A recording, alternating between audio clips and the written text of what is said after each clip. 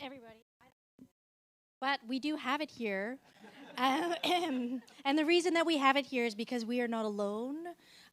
We're obviously not alone because there's many of us here, but we are joined by some friends and colleagues via the internet online. So you'll see at the back of the room there is a green light, and that green light is attached to a camera, and I am talking to them specifically through this microphone because they wouldn't be able to hear me without it, but you can.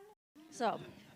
My name is Adrienne Wong. I am the artistic director of Spiderwebshow, and along with Michael Wheeler and Marcel Stewart, we are the co-curators of FOLDA, the Festival of Live Digital Art, which starts today, and this is one of our very first events. We're so excited to be part of the celebration of play, dramaturgies of participation, the book launch here, and we have with us Jenn Stephenson, Mariah Horner. I have to just grab my speaking notes here at this point. This is how it's gonna go down. I'm gonna introduce our lovely authors. I have some questions for them. I am double cell phoning it because I'm going to give you my other cell phone number. That's not my personal cell phone number. So if you have questions as we're going along, feel free to just type them in to me as a text message. We will have latecomers coming, and that is totally fine. I have some questions. I'll ask your questions. We can also go like conventional hands-up questions, but this is a way also for our friends who are online to participate with the reading today. Jenn and Mariah will both read from the book, and I think that's everything. And then we'll have snacks. So it sounds like a perfect experience because there's snacks. If you haven't already bought the book, there's plenty more available, and they'll still be available after the show. And if you're joining us online, there will be a QR code displayed that will take you to the, I'm looking at you, there'll be a QR code that will take you to a link where you can order the book. All right, I'm gonna sit down now. I'm sorry, I'm short. I'm not apologizing to you, but did you hold something? Okay. So here we go. Dr. Jenn Stephenson is a professor at Queen's University in the Dan School of Drama and Music. She is the author of 2 books, Insecurity, Perils and Products of Theatres of the Real, and Performing Autobiography, Contemporary Canadian Drama. Recent articles appeared in Theatre Research in Canada, and Contemporary Theatre Review and Theatre. Professor Mariah Horner.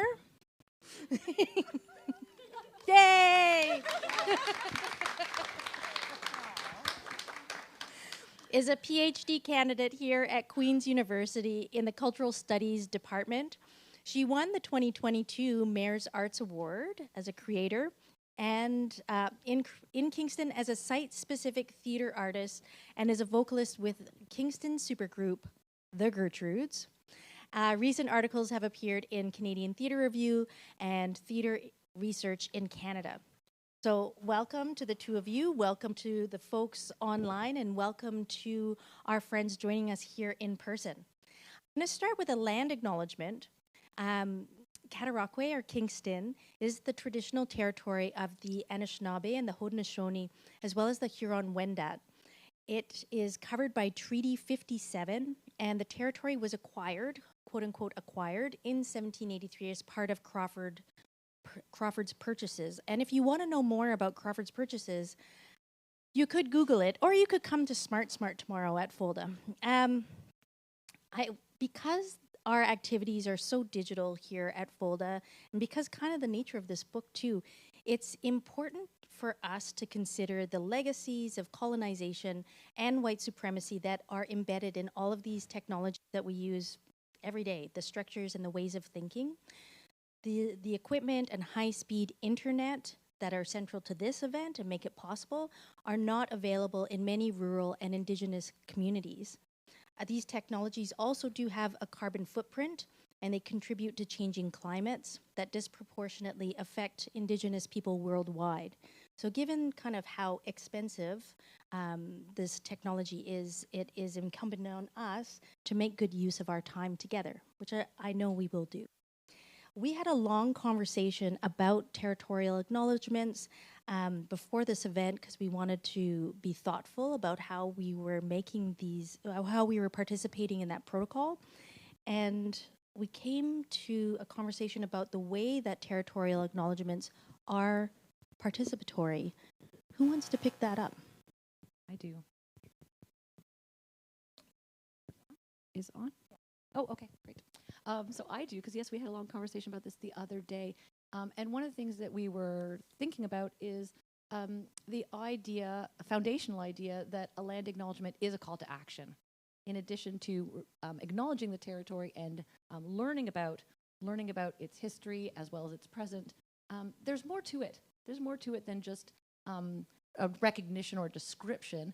That it's a call to action, and that action is challenging for lots of us, and almost impossible, because what is that call to action? It's literally land back.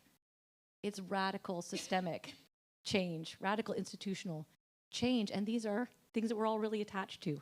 And so that call to action becomes really, really difficult.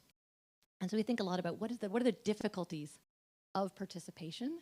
And so land acknowledgement brings those difficulties really to the fore. We're not the first people to say this, but land acknowledgements have been characterized as disingenuous and really performative rather than actually participatory. And I want to call, whoa, my mic is really on. I want to call into this space Lakota organizer, journalist, activist named Nick Estes. And he says about land acknowledgements and decolonial, anti-colonial practices that it should all have three parts. The first part is recognition. The second part is destruction. And the third part is recreation, the recreation and the reinstitution of indigenous and sovereign ways of being. So when I think about these kind of three parts of acknowledging the colonial reality that we find ourselves here in, I think about the participatory necessity of the second two parts of the land acknowledgement, which is the destruction of colonial power and the recreation of indigenous ways of knowing. So again, one of the things that kind of guided us throughout this book is listening to other scholars contemplate participation in many elements outside the theater. So we also really draw upon Augusto Boal's idea that so much of this artwork is a rehearsal for the revolution. So much of this, many of the indigenous voices that we cite or we look to and read in this book are simply practicing, showing us, readying us for these participatory elements that are necessary to true anti-colonial and decolonial realities. Thank you. So I'm going to slide into the book now, which is not a light tome. It is, it has some heft to it. It will kill the spider in your office. But don't kill the spiders. Okay. The book is titled Play, Dramaturgies of Participation. And so I want to start off just hearing from the two of you, how do you define participation? That's obviously a good question. We defined participation in a very particular way in the book because there's lots of ways. Let me back up. There's lots of things in life that we do that are participatory. There's lots of things that we do where we engage, thinking about sports, we talk about participation in a political sense, of casting a vote. So there's lots of ordinary life ways that we do participation. And those are all reflected in the book, as Mariah says, in the real life extensions of how we are practicing participation in theater that translates into real life. In terms of the examples of the book, first of all, we looked at theater. We are theater and performance scholars, so we are looking at participation that happens in theaters, literally in theater buildings or in theater-type contexts, and produced by theater makers, sometimes not actually in theaters, or at a theater festival. So we constrained our work in some way by that kind of genre and by those artist creators. And then we also put a frame around the work by saying it was important that the audience become co-creators. The audience are creative partners to the artists, and that what the audience is doing is meaningful and not merely a gimmick and not merely performative, but that the audience was able to engage in some way that made a difference to the artwork. So we think about, throughout the book, we say audience participant, audience player, so it's kind of hyphenated in that way. And there was also another constraint that we put on ourselves, is that the audience arrives as audience. We arrive primarily to take part in the show as audience. We might buy a ticket. We are there to engage in an aesthetic experience. And then we become transformed and we are invited to participate. So we're really interested in that moment of invitation where the audience moves from being sort of merely a spectator into that more co-creative active mode. And that moment of transformation, that moment of crossing of the magic circle, crossing the frame boundary was really important to it. It became a defining characteristic. And for the book, I've already made a joke about how it is, but part of why it's so big is because you looked at 80 different case studies. So this is not one or two case studies that you looked at. It was a body of work that was created over the course of 8 years. And so I'm wondering, why participation? Why now? You want to take that one? Yeah, sure. So there are kind of three major catalysts that we put on parallel with the works that we're studying in this book. So the first is what other scholars before us have referred to as Web 2.0. So the idea, Facebook, Twitter, Instagram, we are the makers and the consumers of our own content kind of at the same time. It's Web 2.0. The second catalyst that we identify is the ludic century. So the fact that everything is a game, the gamification of it all, roll up the rim to win, all of these things that ask us to play a game in order to receive something or to collect points or anything like that. So that's the second element. And the third catalyst that we identify is the Anthropocene. So is the idea that the geographical epoch that we're in right now is most obviously marked by the ways that humans have affected the planet. So the idea that we both kind of created the climate catastrophe, and also we're called to do something about the climate catastrophe. And we put that as one of these parallel catalysts that is reminding us that participation is everywhere in our life, inside the theater and beyond the theater. Anything else you want to add? No, that was kind of it. These phenomena that Mariah's identified, Web 2.0, the ludic century, gamification of everything, and this idea that this moment is called the Anthropocene, that all really takes root in the second decade of the 21st century. This is a pretty recent phenomenon. I mean, theater has always been participatory. Theater needs participation. Theater needs an audience. So it's not that audiences have not always been doing something, but the nature of what they're doing in the last, say, 10 years has really changed significantly and has it kind of this particular cultural color shaded by these phenomenon. You asked me to call you on any jargon, so I'm going to put down my first jargon card, which is ludic-centric. Ludic century. Thank you. Yeah, so the term ludic century comes from a manifesto by Eric Zimmerman. And Eric Zimmerman is a game studies writer, and he, ludic meaning to play, it's Latin, ludos, play. So something is ludic, is playful, and he identifies the 21st century as the century of games. 20th century, he talks about TV and film, and in the 21st century is really going to be marked by games and how we interact. His point is that games are how we deal with the torrent of information, that we live in literally a fire hose of information available to us in our pockets, on our phones, and he argues that games are how we manage that information, how we engage with it in ways that we don't find completely overwhelming. And so the gamification of data, okay, it's a manifesto. It's on the web. Okay, I'll look it up. It's in the book also, you know? I'll look it in the index, yeah. Now, in the middle of all this 8 years of research and 80 case studies, fairly significant event happened, which was the COVID-19 pandemic.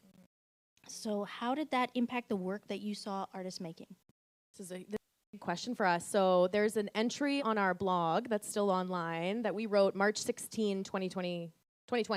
And March 13, 2020 was, the day of all days that we all remember. And Jen and I got on Zoom and we were like, oh no, what are we going to do now? This project is over. This project is over. We're in trouble. How are we going to do this work that requires proximity and playfulness and relation between artist and audience?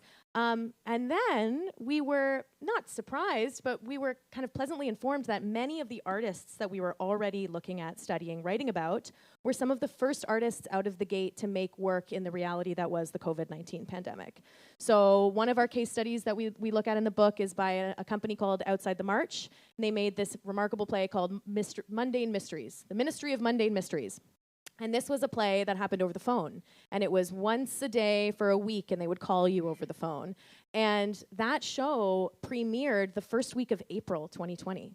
So Jenn and I had this realization where all of these artists that we were studying were already experimenting with proximity, and where they were experimenting with closeness in proximity.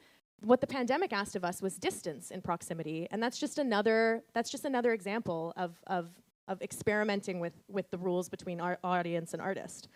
The other thing to add, I think, about the COVID-19 pandemic is the pandemic itself asked us to participate in order to survive. You know, in order to stay 6 feet apart from one another, both of you have to agree to do that. There is a kind of negotiated reality that we all are living in still to this day that requires participation to live. So I think that was kind of one of the major realizations for us, was that COVID itself is almost another case study. For the participatory, banging the pots and pans, all of these are participatory acts that... Sidewalk choreography, moving 6 feet apart from one another. All of these are things that our artists were already experimenting with. I think there's many theater people who felt of that feeling of nostalgia when we had to stay 6 feet apart, because there are acting exercises where you are tracking your own body in relationship to another person's body, and we were very good at social distancing. We're going to jump into some reading, but before we do that, I just want to talk about how the way in which this book is unconventional, shall we say? So it's organized. No? This is a conventional book if it was a glossary. Very serious book. It's a very serious book. Yeah. But it's alphabetical.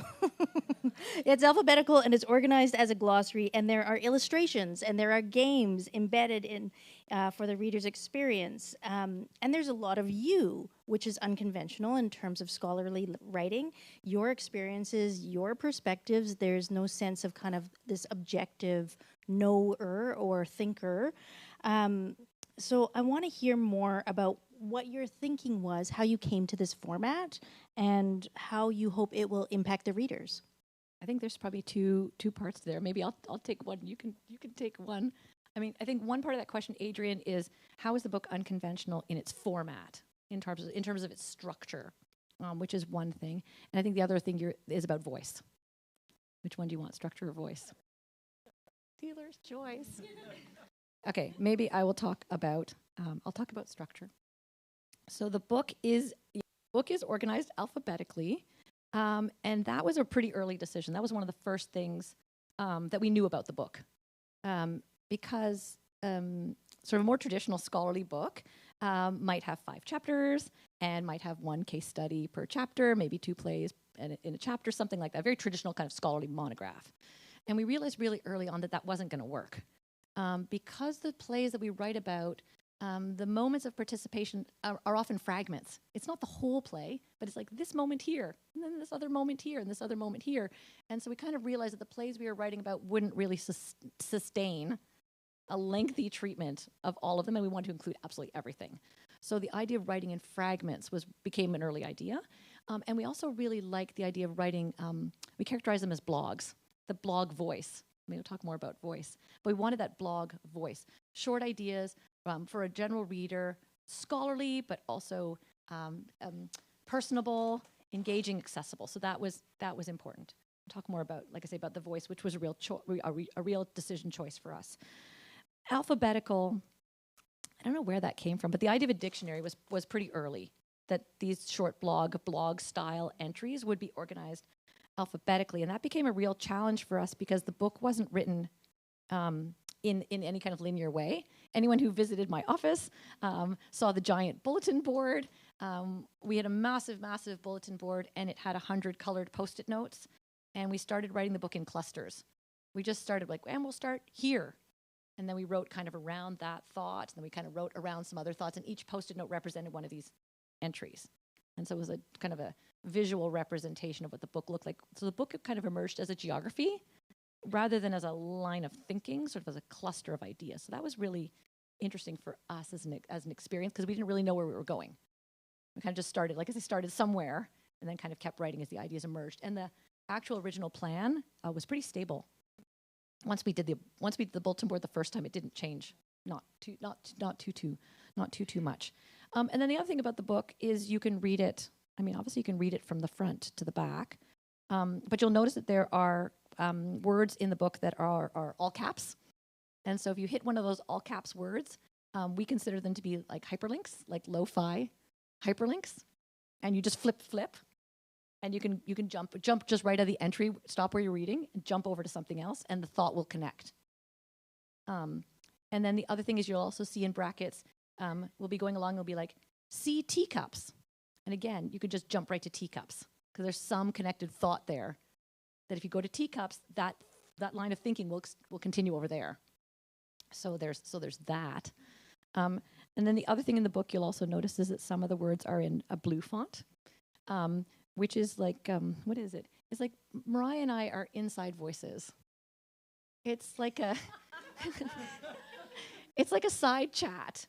It's kind of like, I don't know, inside voices. My favorite one is there's a section where we both discuss our karaoke choices, and those are in blue. You know, like they're not necessarily feeding the argument, but it's very important that you know what we're going to sing at karaoke. You know, it's all participatory. Yeah. So there are these blue thoughts that kind of bounce out into another kind of voice, and then of course the other part is the book is participatory.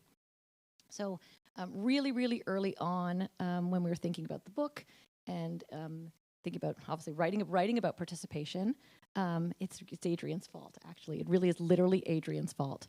We were on the phone, I think. No, I was in your office. I was looking at your bookshelf. Okay. So and Adrian said, if you're going to write a book about participation, you know, it has to be participatory. And we were like, oh no. Well, now you've done it. Yeah, I think you've done it. So the book is participatory insofar as you can flip around. You don't have to read it in order. And then there are also activities in the book. You'll see there's places where you can write in the book. The book says, go make a cup of tea. The book says, like, phone a friend. And so the book gives you instructions. And so there are activities in the book. And we really want you to do that. We want you to, like, write in the book. There are parts where you actually have to, like, cut the book and take out the pages, and they're interactive projects for you. And then really, I think is kind of the exciting and one of the most innovative parts of the book, in my opinion. The most thing we struggled with the most, but I'm the most happy with, is the book is also an escape room. So there's a pencil and paper escape room in the book. There are 16 puzzles for you to solve. And then you assemble the answers and then collate the answers, and then the answers will lead you to something special. Jeff McGilton here, who's sitting right in the front row, is our illustrator and escape room designer. So yes, round of applause for Jeff, who did such an amazing job. Jeff is a graduate of the drama program here at Queen's. Have to do a shout out. Mariah and I both taught Jeff at one point. And when we realized the book needed illustrations, we both were like, Jeff. Like it was a very easy kind of decision. He's been an amazing collaborator and really made our dreams come true about the illustrations, because we just said, we want this. And he figured out how to do that. So it's kind of amazing.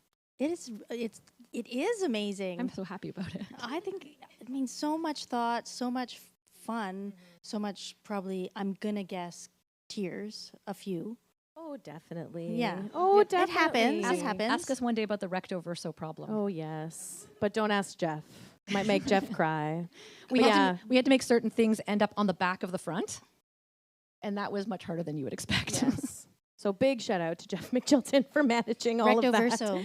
Recto verso. And I think the one thing that I'll add about voice has to do with Jeff's remarkable illustrations, which is there is a kind of cheeky tone to this book, right? It is a deeply scholarly book. There are citations, there is an index, there are footnotes.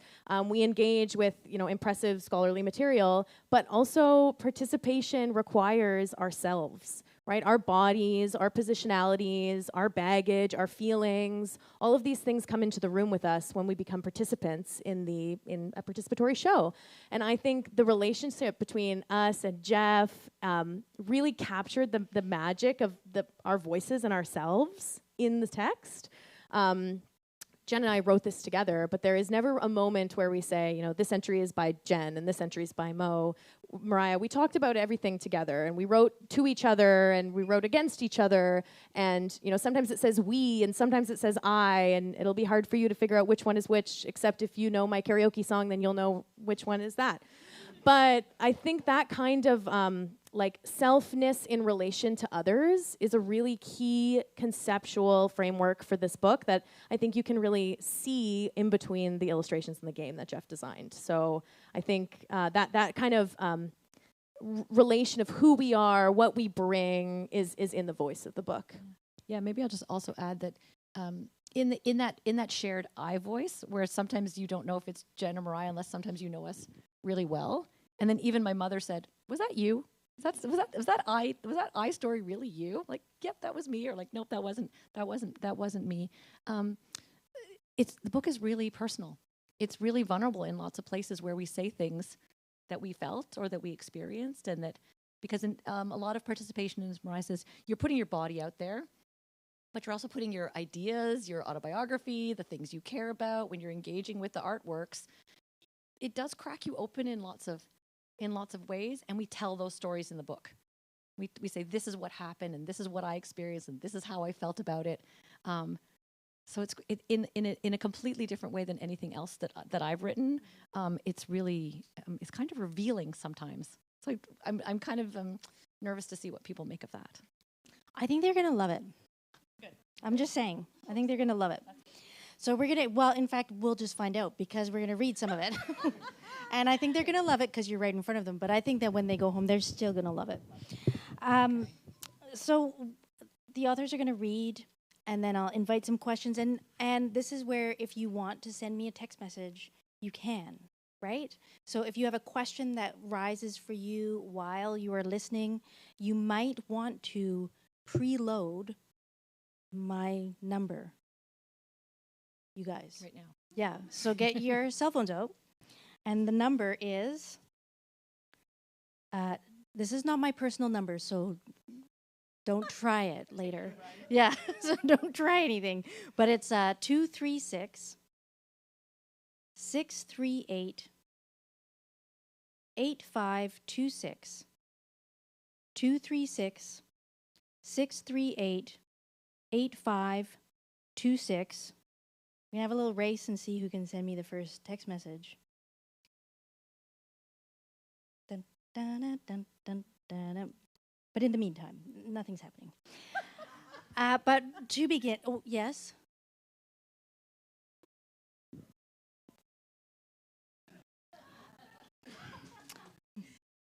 Yes, I can, absolutely. Thank you so much for putting yourself out there. For everybody. 236 638 8526. You're welcome. I'll just see. Somebody send me a text so that I can even see if it's working. Oh. Yeah. Okay. Forget the cell phone idea. It's not going to work. We'll just have to raise our hands.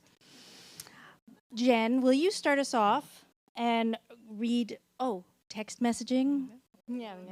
I know, dramatic segue there. Okay, so the entry that I've chosen to read is called Text Messages, and it begins with a series of text messages. So the beginning part's a bit dramatic reading of text messages. Let's meet tonight in the dream time. Go find our ears. Meet me by the river. I'll bring a basket. Love that idea. Have you ever dreamed with the dreamer before? I'll bring a blanket. 2 times dreaming. I wonder what it's like to meet in a dream. How will I know it's you? How will you know it's me? I will know you by our crunch. Of course. And I will be the basket. I will be the river. See you tonight. I'll be the one with my feet in the water. See you tonight. I'll be the one holding the basket. So this is a text message exchange that was part of a show called Some Must Watch While Some Must Sleep by Tanya Markart. So this show is a one-to-one participatory performance that happens mainly over SMS. Each evening for 14 evenings in a row, you exchange text messages with Tanya and with their sleep persona named X. And as you answer questions, play word association games, and practice a kind of sleep meditation, the lines between dreaming and waking blur, and an impressionistic, fragmented story starts to reveal itself. Sometimes the exchanges are nonsensical, sometimes flirtatious. Close as my fingertips, the performance feels intimate, almost as if we are whispering to each other. What are the dramaturgical properties of text messaging? How might the specific participatory qualities of this theater by text shape my experience? One notable characteristic is that both of us are invisible. There is no body, no face. Age, gender, and race all slip away, and Tanya and X only exist in my imagination. They don't even have a voice, no sound at all. This indeterminacy is wonderfully freeing as we meet with no assumptions about who I might be or who Tanya might be. A corollary of this profoundly non-visual theater is that there is no gaze. See Utopia. Tanya is not looking at me, and we are not making awkward eye contact. What a relief. All that mutual looking and nodding and smiling is hard work, stressful. With text messaging, we don't need to do that. Another dramaturgical feature of theater by text message is that while we are physically distant, we are digitally co-located as we both appear on the screen of my phone. Tanya, X are the gray bubbles on the left, and I am the green bubbles on the right. See Meeples. This is our sonography. Would it be accurate to assert that we are both here? Similarly, we are both sort of now. Texting is synchronous, mostly. And there are some nights where I arrive late and Tanya or X is waiting for me. And there are also, I have to confess, a couple of nights where I failed to show up at all. When we are both present, we are live. I can see Tanya and X thinking and typing, 3 flickering dots. And often our conversation gets out of sequence. I'm lagging, still typing a reply, and Tanya skipped ahead. And there are pauses and overlaps, and this creates a kind of surreal poetry at times. I'm fascinated by the aesthetics of the glitch. Texting is an invitation to play. It's like throwing a ball back and forth. Texting wants a response. My teenage daughter tells me that it's very rude to leave someone on read. Opening the text and reading the message but not replying. Don't do that. Sending 2 unrelated thoughts in a row, double texting, is too eager, especially for someone you don't know well yet. Don't text like it's an email. Long paragraphs are for boomers. And yet, you don't actually need to respond. You can just let the silence sit. You can respond later, or never. The trajectory of the throw and catch connects us, intimate and yet distant. Texting is like writing letters, but faster. Mail is paradoxically distant and yet intimate in the same way. It's also tactile, an object that is first touched by one and then by the other. It is a traveling secret. Consider the device in your hands. It is held, even cradled. We carry our devices with us. We keep them close. Confession, I sleep with my phone under my pillow. During the 14 days of Some Must Watch, Tanya and X became quite close to me. It was a private time we spent together playing secret games. See Secret Weirdos. What eventually emerges in Some Must Watch is that there has been a traumatic event. Over the course of several text sessions spanning days 10 through 14, we are led by dreams to a cabin in the woods, and X is there waiting for us. And X says, "Meet me at the door to the cabin." You meet them at the door to the cabin. There are jackets and shoes hanging on hooks. X points to the shoes and points to the jacket and says, "Shoes are shoes and jackets are jackets, and you need to have both to have an adventure." And X gives you a pair of shoes and a jacket and pushes you out the door. They lock it, and that's when you wake up. In the next session, which is experienced as an audio monologue voiced by Tanya, your journey is narrated. You follow a path in the woods to a house under construction. Somehow in dream logic, it's your house, and you wander in the house until you come to a room where the walls are painted in blood.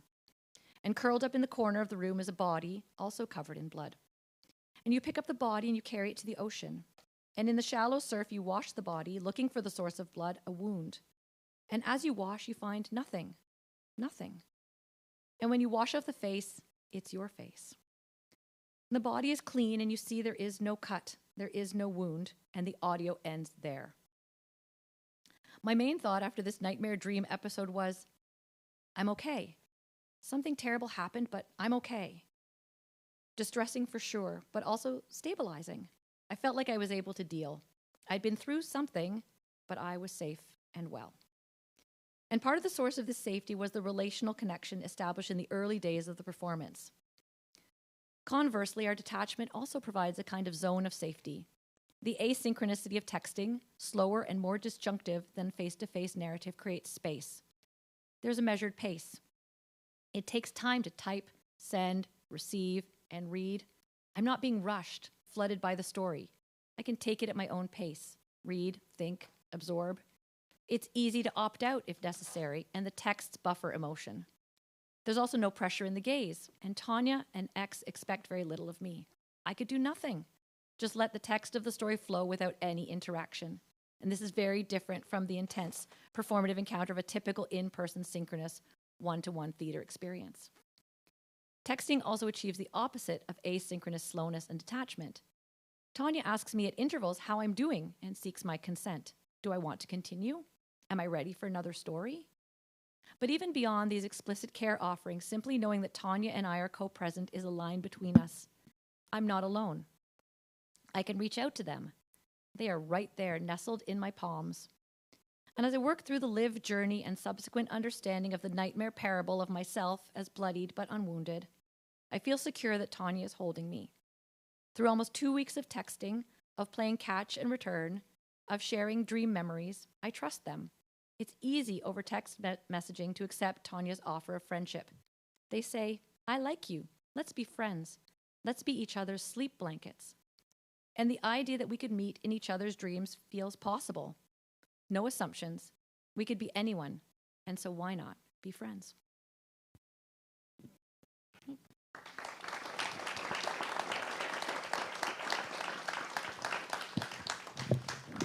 Thanks, Jen.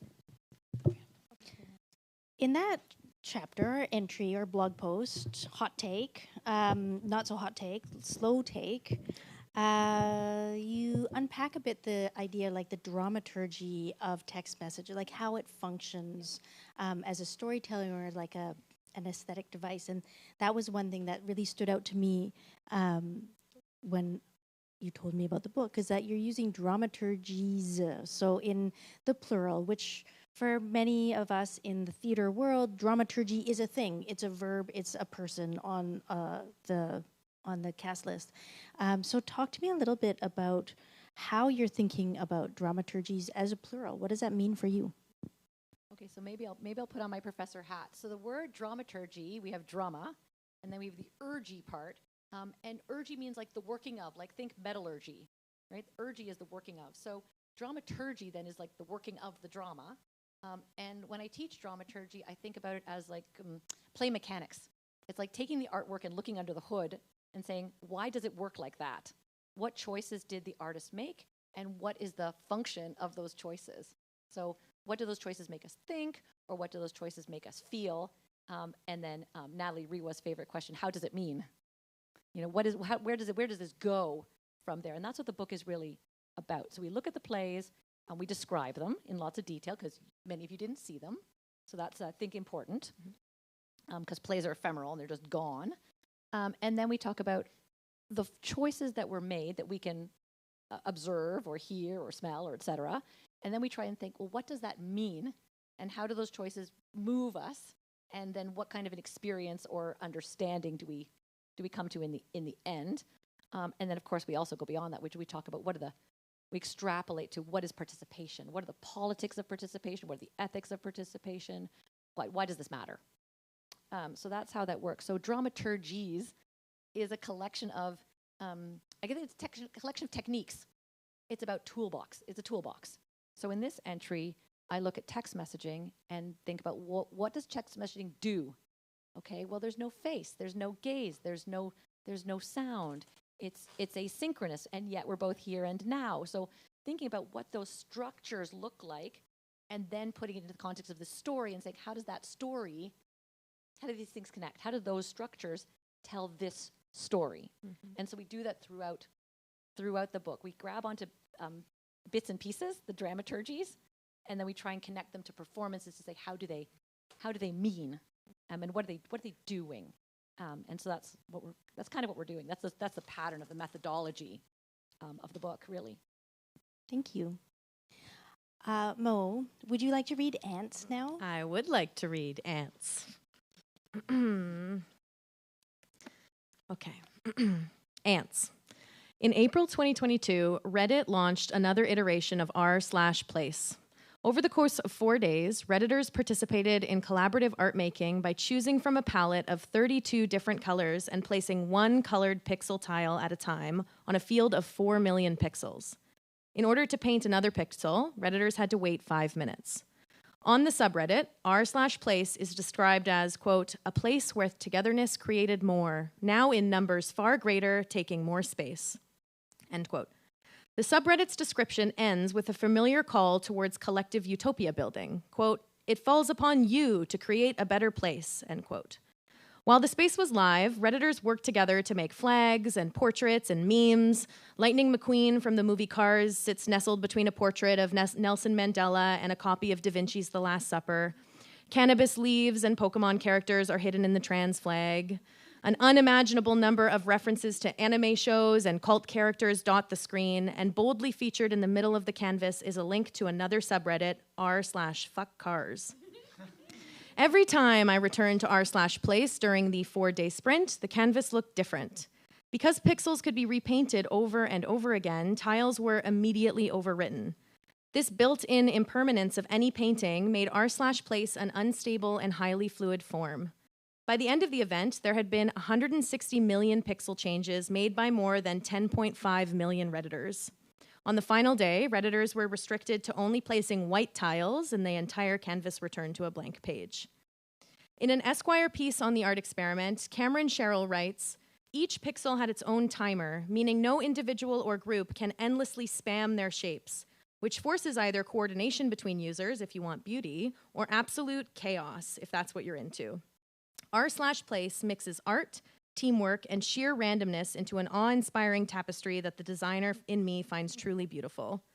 A Redditor can't dominate a section alone. In order to create something coherent, there must be collaboration. One red pixel does not make a Canadian flag, but if enough Redditors recognize the beginning of the red and white, they can follow the familiar blueprint for an 11-point maple leaf. Sneaky ninjas could work together to hide Among Us characters in every corner.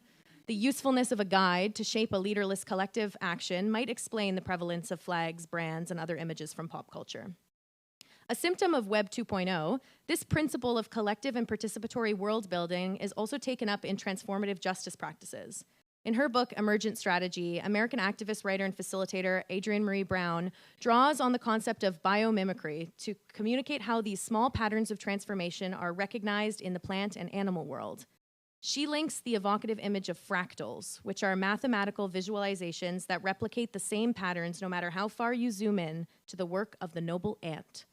For Brown, quote, ant societies function through individual ants acting collectively in accord with simple, local information to carry on all of their survival activities. Every ant relies on the work of others in producing their own work, end quote. This kind of faith in collective meaning-making allows for a manageable approach to change. Change that is local in a way, but we can see its effects for ourselves, see witness. Where Nicolas Bourriaud believes participatory and relational work at the level of micro-utopia creates a, quote, extraordinary upsurge of social exchanges, r/place and Adrienne Marie Brown are interested in what can come from the increase of those mundane miniature social encounters. When tiny ants work together, they can lift a banana. When Redditors work together, they can create a detailed recreation of the poster from the Star Wars franchise. This work is different from the crowdsourced process of beta testing as a creation and rehearsal tool for participatory theater. In these ant colony as artist examples, crowdsourcing isn't a kind of data collection to determine the best solution to a problem, but rather it is itself the site and source for meaning making. The work is a composite or a collage of all of our collective action.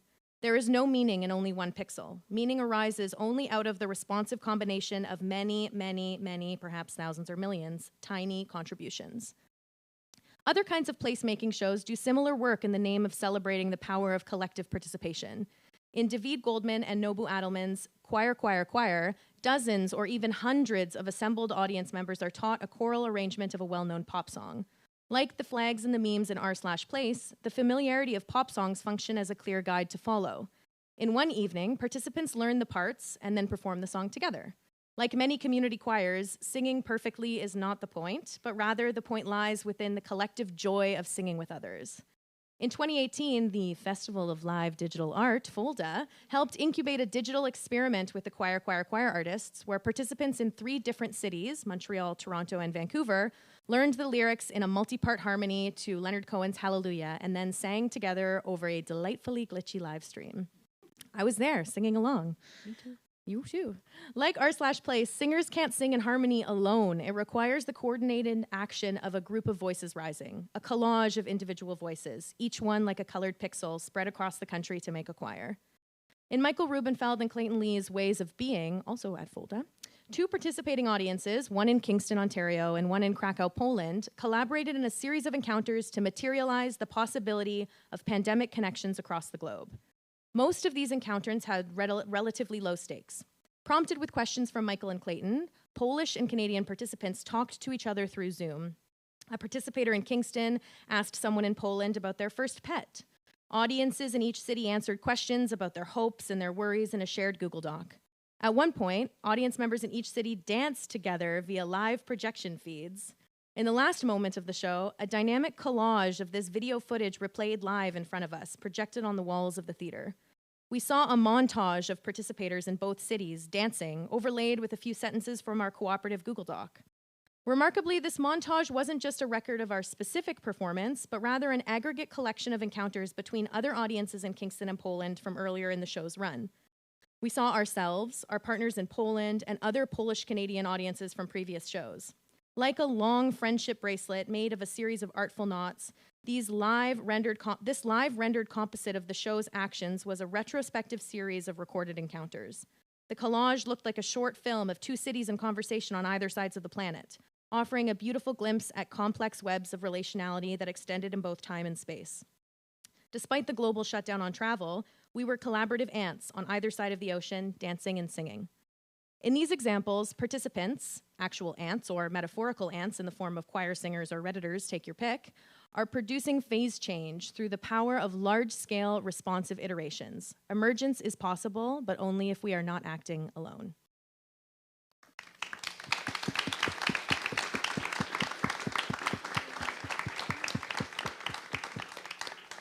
So this might be the first scholarly theater book that references Reddit. Maybe. I don't know. I haven't done a whatever they're called, literary thing. Love it. Yes, I haven't done it. But why? In what way? The literary thing. Yeah. Survey. Review. Yeah. Haven't done it. What is the connection for you between Reddit and participatory theater? I mean, there's some of it in there, but why bring Reddit into this at all? Like, keep them out or not? No, bring them in. There is a colleague of ours, Barbara, who came into Jen's office one time as we were explaining the project. We're naming all of these participatory shows, these theater shows, and Barbara brought up like parades, like escape rooms. And Barbara really showed us that there's so many examples of these participatory acts, these participatory gestures that are manifesting in all these other spaces outside of the theater. And again, this is kind of a performance studies question, which is how can we use questions about the theater to look at and examine other manifestations of participation beyond the theater? One of the things that Barbara really helped us to understand was that was the way that non-theater experts could get into the book. Because these were things that a lot of people understood that weren't totally esoteric. And so for us, it's important to keep the conversation broad so that people can say, I know about this. Mm-hmm. I see how it applies to that. And again, kind of extending those tendrils of participation into everything that we do. Mm-hmm. And it's, I think, one of the really delightful features of the book is that it really navigates between putting these classic theater, participatory, capital T theater shows in conversation with escape rooms and Roll Up the Rim to Win, to really mark, again, how the catalysts of participation are both in quotidian life and also in artistic life. And also, who doesn't love Reddit? How many people have heard or played r/place? Yes. See? 10 million people who participated, 6 of them are here. Are in this room. Thank you. I have so many questions, but we are kind of, time marches on. So I'd love to open it up to the floor here. My text message idea tanked, so we're going to have to go old school and just raise the old hands. I see a hand in the back there with the sunglasses. Yeah. So I find this all just so exciting, so thank you. My question is maybe just a bit more sober, and I'm wondering if you examined plays like Sleep No More, thinking about safety in the Me Too movement. If you didn't, why not? And if you did, why? But just more thoughts on that. Definitely. This is Sleep No More is a hugely popular example of participatory theater made by a company called Punch Drunk. And Sleep No More itself is not particularly in the book, but this question about consent was a huge, very important element of participation and the invitation to participate. So some of the earliest writing that we did on this project was looking at everything we know about informed consent, right? We know informed consent is informed, it can be taken away, it's ongoing, and we mapped that onto how theater pieces are successful or unsuccessful in both asking for and getting consent. So there's an entry in this book that is about consent, and we look at these 2 really brilliant shows, TBD by Radix Collective, and This is the Story of a Child Ruled by Fear by David Gagnon Walker, and they both use very specific dramaturgies of participation to both ask for and receive informed ongoing consent. So in the case of This is the Story of the Child Ruled by Fear, the show is about anxiety, and the play asks its participants to read aloud in front of a room full of strangers, which is, an anxiety-inducing activity. But in that play, they give you the script ahead of time. So when it comes to informed consent, they've offered you the entire script to read ahead of time so that you are informed on if you want to make the choice to participate or not. So I think one of the ways that we write specifically about consent is using examples of shows that we've experienced that really do this very well. Yeah, we also have a number of entries about audience members who say no, right? We focus on the invitation, the moment when the audience member is invited to then become a co-creator. And lots of times the answer is yes, but sometimes the answer is no. So we have entries called opt out. We have entry called refusal. We talk a lot about non-participation, and we talk about what does it mean if I can't? Accessibility is a real issue in participatory theater because we are often being asked to dance, sing, eat weird food, run around at night. The list goes on of all the things that sometimes I can't, or I can't today, or I don't want to. And so there's can't, and then there's don't want to, won't. And so we think about what are the politics of saying no. And how are we allowed to say no or not allowed to say no? What are the social structures that make no really, really difficult? Canadians are not very good at saying no. We say, oh yeah, sure, okay. I guess I will. Don't want to be rude. Don't hurt people's feelings. So that no is really powerful and sometimes really hard to get to, but also it can be leveraged in lots of meaningful ways. One of the a whole bunch of different scholars. I think about lots of different ways about no. But one of the scholars we look to in terms of thinking about no is an indigenous writer named Audra Simpson, and Audra Simpson ties refusal to Indigenous sovereignty, and she says that refusal, and that kind of like active non-participation, is a way to even question the game itself. Like, not even do I not want to play, but I question your right to even make a game. And so for her, it's about the idea of so-called Canada. Canada says who? Which Canada is that? And so by questioning that, you're questioning the whole premise of the activity. And so there's lots of different ways that saying no and taking back your participation can be really powerful. We also talk about examples where the thing the artist is asking from us hasn't been earned. Hasn't been earned by them. It's like, you want me to what? No. I remember once I was on a phone call show, and in the first 5 minutes, in this phone call. It was a conference call with 10 people. One of the questions was, what are your deepest fears? And I was like, who's on the phone? You know, so I think it's those questions. And again, like Jen said, these are all specific dramaturgies. And so many of these artists really have thought of such imaginative ways to both seek and get consent and also make space for refusal. Yeah, we look at both ways. We look at companies that are doing this really, really well, and how do they bring us along? And we look at examples where we have been made really uncomfortable.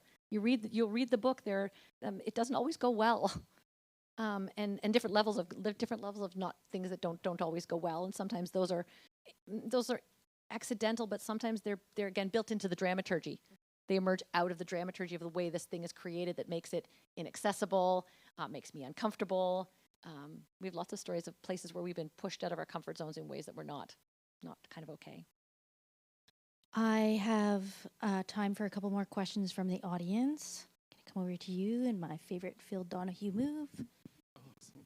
So yeah, you mentioned just what you're saying right now about consent and dramaturgies of participation also kind of makes me think about coercion, dramaturgies of no as a sort of a future conversation point. But what I thought was really interesting was one of the criteria earlier about participation, and it makes a lot of sense, is that you're arriving as an audience, self-aware as an audience. And so in a performance studies lens, like the applications of this are kind of clearly very useful in those contexts where we're not necessarily thinking of ourselves as an audience, and therefore not thinking of the representations that we're interacting with as representations, which is the whole thing of social media, where so many of our everyday interactions are now filtered through not only mediatization, but actually through representations of each other, as opposed to the immediate and the interactive. Yeah, you just have a thought sparking at that, so go ahead. Because the question I was just going to ask was actually about like anything in the book where you're looking at that oscillation between awareness of myself as an audience, where I lose my awareness as an audience, what's quotidian and what's theatrical. Yeah, no, thanks, Graham, for that question, because a lot. My previous book is about the real and about realness and how do we know if it's real and why does that matter?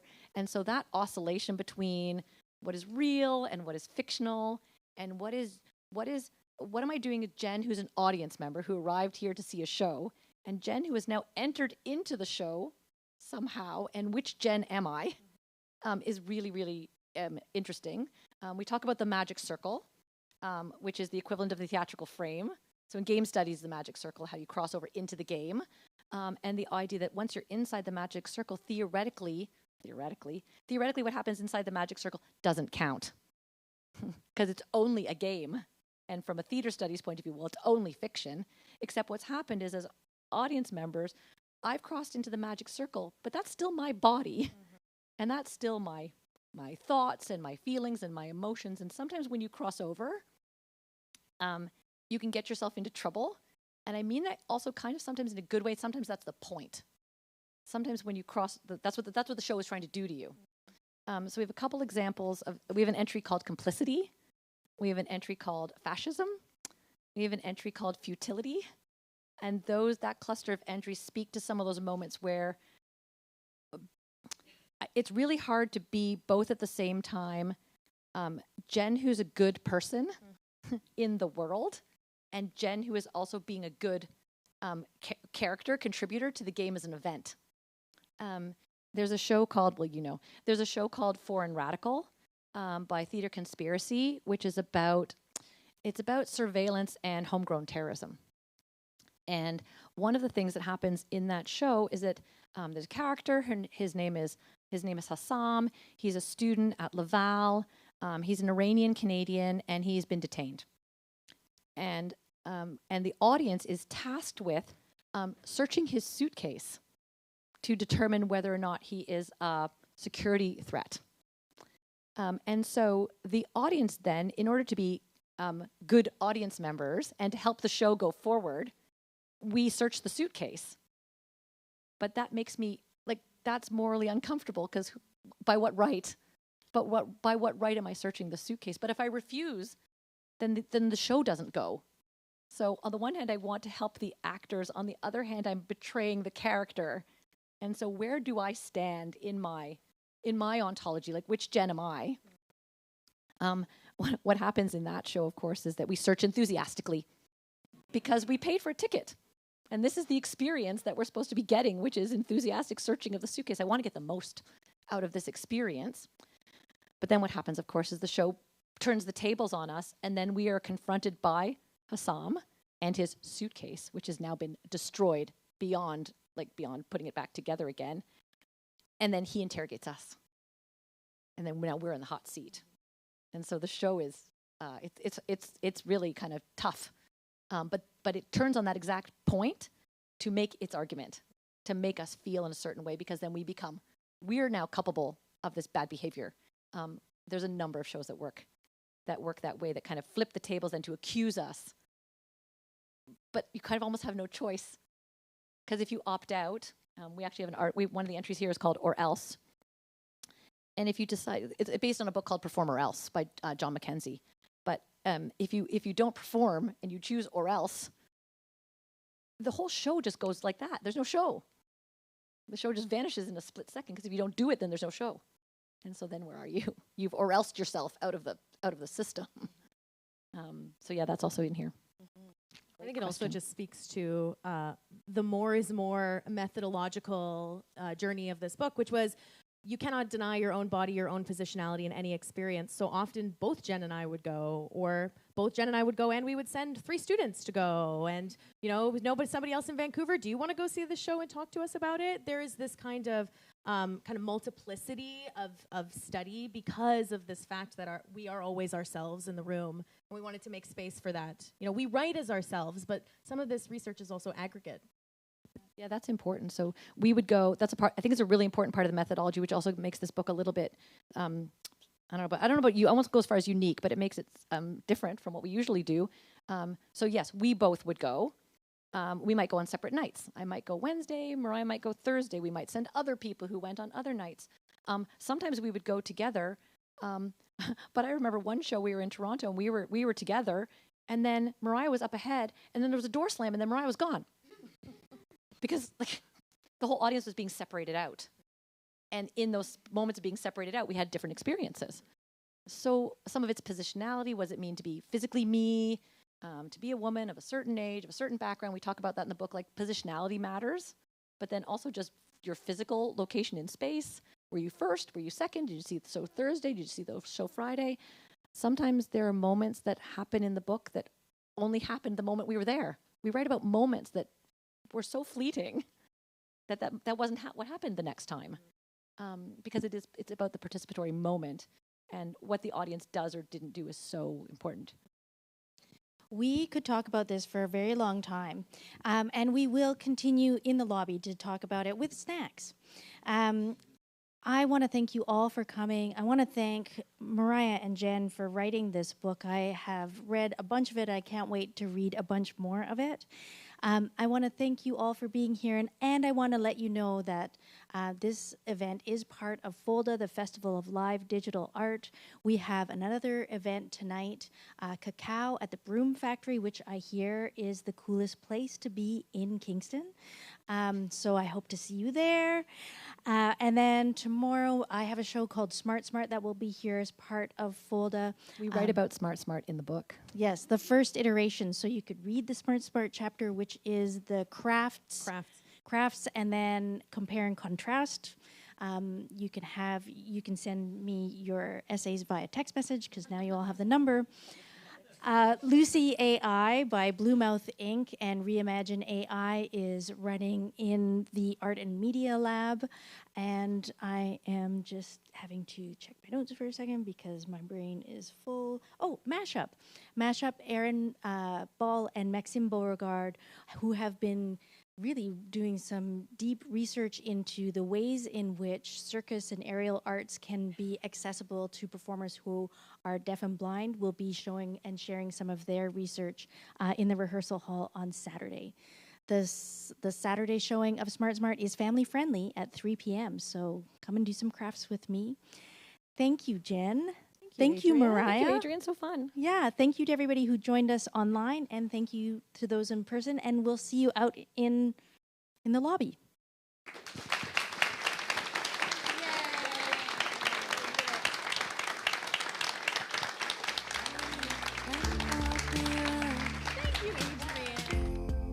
Just remember me in my bed, and don't think too hard about what I said. You're getting sad that you don't think that I'm perfect. Well, I like to feel bad, but you feel sad, and I deserve it. I have this fear that I'll always want to work it out, even though I have this doubt and can't reverse it.